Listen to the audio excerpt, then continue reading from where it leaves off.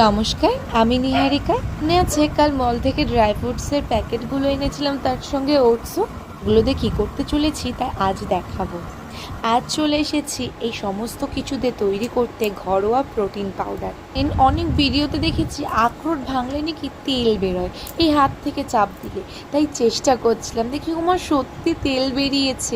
সবাই আমার চেহারা দেখে বলে উমা কি রোগা হয়ে গেছে, কিন্তু এর কারণটা খুব কম মানুষই বোঝার চেষ্টা করে। আর বাদ দিন, বরং কী কী উপকরণ দিলাম তা তো দেখেই নিলেন।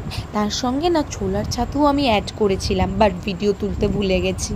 পরের দিন সকালে আর দুধ চা খাবো না, দুধের সঙ্গে বরং 3-4 চামচ এই পাউডারটা মিশিয়ে খেয়ে দেখবো। না এগুলো ভাজছিলাম, হঠাৎ করে দেখি সন্ধ্যা নেমে গেছে, তাই চট করে হাত মুখ ধুয়ে সন্ধ্যা দেখিয়ে বাড়ির চারিদিকে ধুনো দেখিয়ে নিলাম। কাজটা আমার বড্ড ভালো লাগে, আর এই গন্ধটা না মারাত্মক ভালো লাগে আমার।